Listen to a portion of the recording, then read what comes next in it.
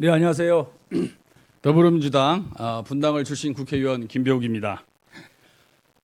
사모펀드는 모험 자본으로서 자본시장에서 신용과 경력이 부족한 기업들의 자금 조달을 도와서 성장 기업으로 키워가는 데 많은 역할을 하고 있습니다. 세계 많은 유니콘 기업들도 이러한 사모펀드로부터 자금을 조달해서 성장을 하고 있는 게 현실입니다. 최근 논란이 되고 있는 조국 후보자 가족이 가입한 사모펀드는 정관상 법에서 허용한 요건을 벗어난 사실이 아직 없는 것으로 파악되고 있습니다. 그럼에도 불구하고 해당 사모펀드가 온갖 불법 편법의 온상인 것처럼 야당에서 주장하고 있습니다. 이러한 논란으로 인해서 자칫 사모펀드에 대한 깊은 불신으로까지 이어져 기업 자금 조달 생태계까지 영향을 끼칠 수 있어서 국회 정무위원회 한 사람으로서 오늘 기자회견을 하게 되었습니다. 22일 김종석 의원은 조국 법무부 장관 후보자 일가가 투자한 사모펀드는 상법상 합자회사에 해당되어 상법 제204조의 적용을 받는데 상법 제204조는 정관 변경 시에 총사원의 동의를 요하는 반면 해당 펀드의 정관은 상법상 조항과는 달리 총사원이 아닌 3분의 2 이상에 해당하는 출자 지분의 찬성에 의해서 정관을 변경할 수 있기 때문에 상법 제204조를 위반했고 법령을 위반한 정관은 자본시장법 위반이기 때문에 상법과 자본시장법을 동시에 어긴 것이다 라고 주장하고 있습니다.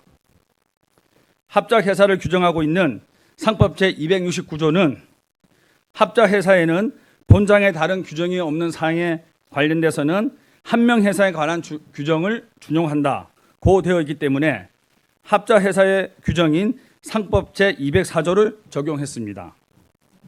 상법 제269조에 따라서 합자회사에서 정관에 관해서 상법 제195조는 한 명 회사의 내부 관계에 관해서는 정관 또는 본법에 다른 규정이 없으면 조합에 관한 민법의 규정을 준용한다고 규정하고 있습니다. 따라서 정관의 변경에 관한 규정도 내부관계 규정으로서 임의 규정이기 때문에 상법 제204조에 규정하는 것과 달리 규정할 수 있고 이에 따른 정관의 변경도 얼마든지 가능한 것입니다. 우리나라의 대법원 판례에서도 한 명 회사의 내부 관계에 관한 상법 규정은 원칙적으로 임의 규정이고 정관에서 상법 규정과 달리 정하는 것은 허용된다라고 판시하고 있습니다. 따라서 상법 제204조와 해당 사모펀드 정관이 다르다고 해서 상법과 자본시장법을 동시에 어겼다는 주장은 전혀 사실이 아니고 현재 대부분의 사모펀드의 정관에도 정관의 변경을 3분의 2 이상에 해당하는 출자 지분의 찬성인 특별 결의로 하고 있습니다. 조국 후보자 가족이 투자한 사모펀드의 정관이 상법과 자본시장법을 동시에 위반하였다는 주장은 법률의 잘못된 해석에서 시작된 가짜 뉴스가 분명합니다. 다음은 사모펀드가 편법 증여를 위한 OEM 펀드라는 주장 또한 사실이 아님을 밝히겠습니다. 김종석 의원은 조 후보자 부인이 67억 4,500만 원을 투자 약정하고 9억 5천만 원만 냈는데 정관대로라면 1년이 지나서 투자 원금의 50%인 4억 7,500만 원, 미납 출자금에 대한 이자 15%인 8억 6,900만 원을 더해서 13억 4,400만 원이 두 자녀를 포함한 나머지 투자자들의 몫이 된다고 주장하고 있습니다. 그런데 조국 후보자 가족이 가입한 펀드는 경영 참여형 사모펀드로 불리는 블라인드 펀드입니다. 경영 참여형 사모펀드는 회사 지분을 10% 이상 매입해 경영에 참여하고 해당 기업의 IPO 또는 M&A를 통해서 수익을 얻는 구조를 갖고 있습니다. 또한 블라인드 펀드이기 때문에 운용사는 투자 대상을 물색한 후에 적절한 투자 대상 회사를 발견하면 투자 규모에 따라서 출자자에게 약정 비율에 따라서 출자를 요청하는 캐피탈 콜 방식으로 운영하고 있습니다. 운용사가 캐피탈 콜을 하기 위해서는 투자 대상 회사가 확보된 이후에만 가능합니다. 그러나 현재 해당 펀드에서 신규 투자처를 발굴했다는 정보는 어디에도 없습니다. 즉 운영사가 출자 요청을 하고 조국 후보자의 배우자가 출자 요청을 불이행한다라는 김종석 의원의 시나리오는 그 자체가 불가능한 것입니다. 많은 전문가들 역시 환매 규정이 있는 해지 펀드와는 달리 환매 규정이 없는 경영 참여형 사모펀드를 이용한 편법 증여 가능성은 거의 없다고 말하고 있습니다.